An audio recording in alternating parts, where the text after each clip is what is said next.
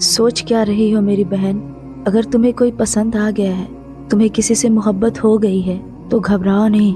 रब के सामने हाथ फैलाओ, रब से दोस्ती बढ़ाओ ना। उससे मांगो, उससे कहो कि जो तुम्हें पसंद आ गया है उसको तुम्हारे लिए महरम बना दे और तुम्हें गैर महरम के ताल्लुक से बचा ले।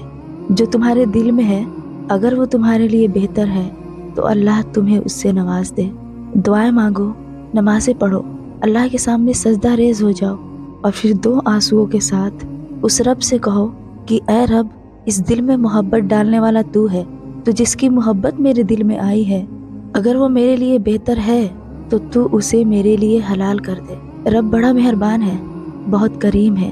वो अपने बंदों को तड़पता हुआ नहीं छोड़ता है, वो खाली हाथ वापस नहीं लौटाता है। हम ही नादान हैं जो उसे भूल बैठे हैं। हम इंसान इस कदर नादान हैं कि अगर हमसे गैर महरम की मोहब्बत छीन जाए तो ज़िंदगी अजाब लगने लगती है, और रब की मोहब्बत छीन जाए तो कोई फ़र्क नहीं पड़ता। रब नाराज़ हो तो कोई फ़र्क नहीं पड़ता।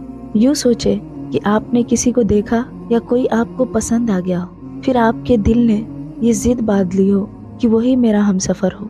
हाँ, मगर आप कोई गलत कदम ना उठाएं, उसे हलाल करने की दुआ करें, जानमाज़ बिछाएं, वज़ू करें, 2 रकात नफल पढ़े और उस रब के सामने हाथ फैला दे।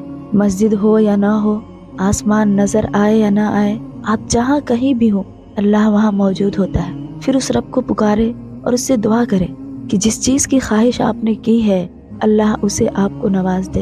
और अगर आपको नहीं मिलता तो फिर सब्र कर लें। यूँ सोचे कि आपने अपने रब की राह में कुर्बान कर दिया उसे। आपने अपनी रब की रज़ा के लिए अपने दिल पर पत्थर रख लिया। ज़रूरी नहीं है कि जो आप चाहते हो या जिसकी ख्वाहिश आप कर रहे हो वो आपके हक में बेहतर हो।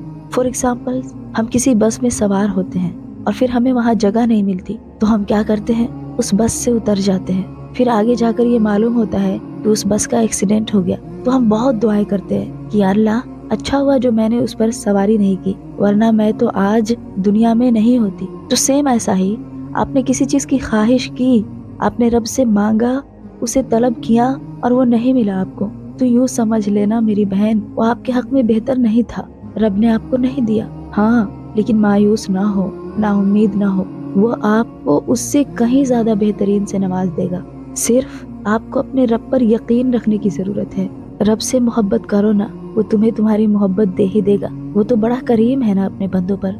आपने सुना नहीं है अल्लाह का इरशाद, ला तक़नतू मिन रहमतिल्लाह, ऐ मेरे बंदो, तू मेरी रहमत से नाउम्मीद ना हो।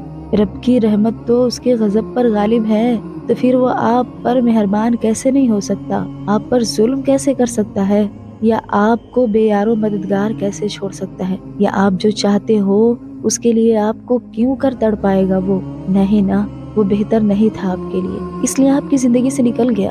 आपने उसे नहीं पाया तो क्या हुआ, रब से कहे वो उससे कहीं ज्यादा बेहतर से आपको नवाज दे, और फिर देखना एक दिन आएगा कि आपके मुकद्दर में उससे भी कहीं बेहतर लिखा हुआ होगा और आपको मिल जाएगा।